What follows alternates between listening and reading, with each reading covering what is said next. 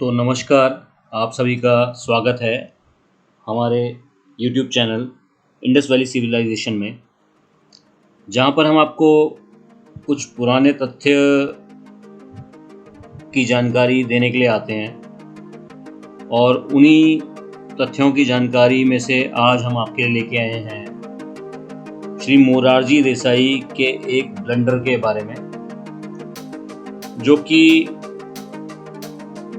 सन 1971 के बाद से, यानी हिंदुस्तान और पाकिस्तान के जो वॉर था उसके बाद के कुछ सालों में हुआ। और वो ब्लंडर की कीमत हम आज तक बस भर ही रहे हैं। तो 1972 में जुल्फ़िकार अली भुट्टो ने पाकिस्तान को न्यूक्लियर पावर बनने की दिशा में काम करना शुरू कर दिया था, क्योंकि सन 1971 के हिंदुस्तान पाकिस्तान के युद्ध में हिंदुस्तान से करारी हार का सामना पाकिस्तान कर चुका था,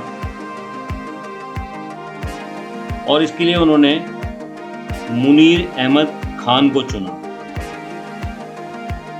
और ये लोगों की टीम ने मिलकर इसे पूरा करने के लिए एक साइंटिस्ट अब्दुल कादिर खान को लाए।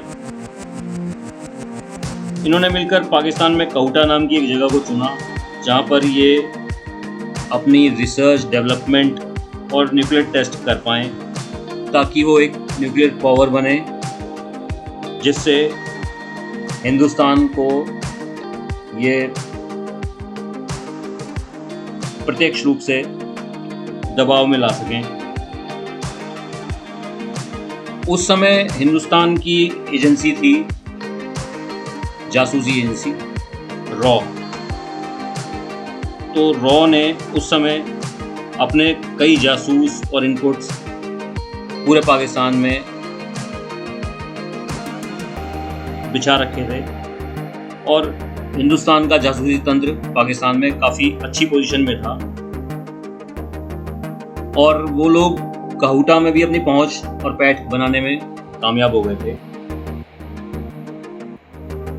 जो कि काफ़ी रॉ के एजेंट्स वहाँ पर काम करते थे। वो काफ़ी इनपुट्स और काफ़ी जानकारियाँ इकट्ठी करके हिंदुस्तान में रॉ को भेजा करते थे, और उन्हीं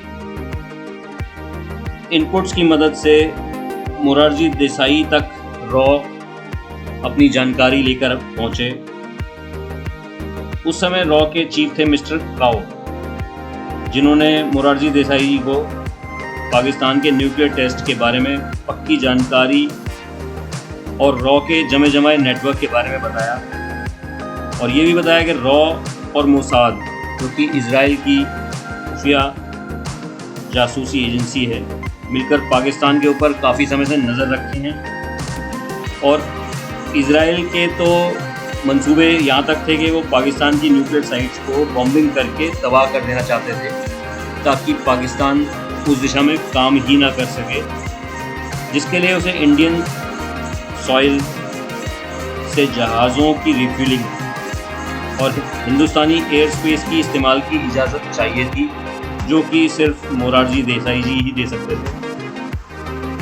लेकिन मोरारजी देसाई अपने गांधीयन आदर्शों का अनुपालन करने में इतने मसरूफ़ थे कि उन्होंने साफ शब्दों में मना कर दिया कि पहले तो वो गांधी जी के बताए आदर्शों से के हिसाब से चलकर अशांति की राह चुनना ही नहीं चाहते थे, और दूसरा वो किसी और देश के अंदरूनी मामलों में हस्तक्षेप नहीं करना चाहते थे।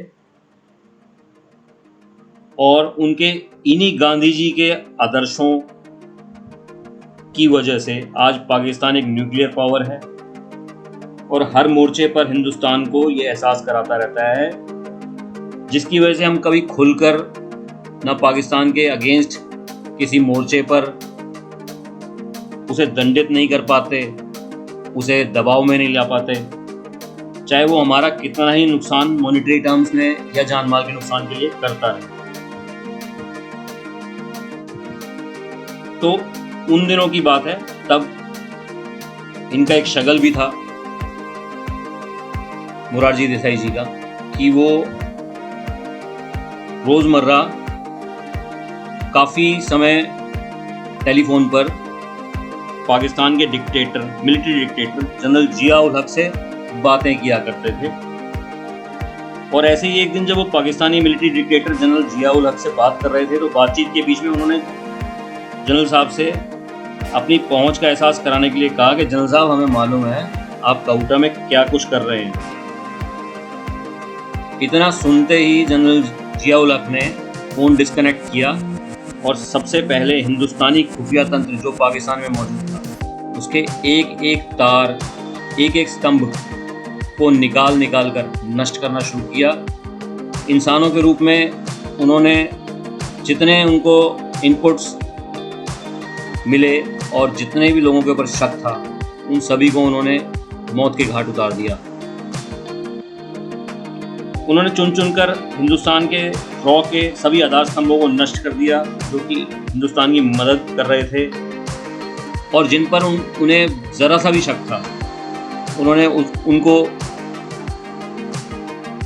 इतना टॉर्चर इत्यादि किया कि वो दोबारा से कभी हिंदुस्तान का खुफिया तंत्र वहाँ पर खड़ा ही नहीं हो पाया।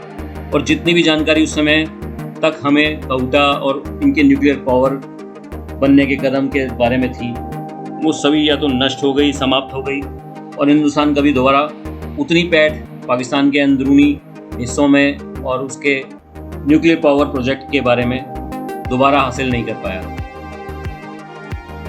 तो ये थी एक छोटी सी एक भूल, एक ब्लंडर जो कि हिंदुस्तान के प्राइम मिनिस्टर द्वारा हुई और जिसका खमियाजा आज तक हिंदुस्तान और हमारी एजेंसियां भुगत रही हैं और विगत में भुगतते आए हैं और आगे पता नहीं कब तक भुगतना पड़ेगा। पर ये हम हिंदुस्तानियों को सभी को मालूम होना चाहिए। कृपया आप सब्सक्राइब करें और बेल आइकन दबाएं। हमारी वीडियोस जल्दी आती रहेंगी, आप लोगों को जानकारियाँ देते रहेंगी। धन्यवाद।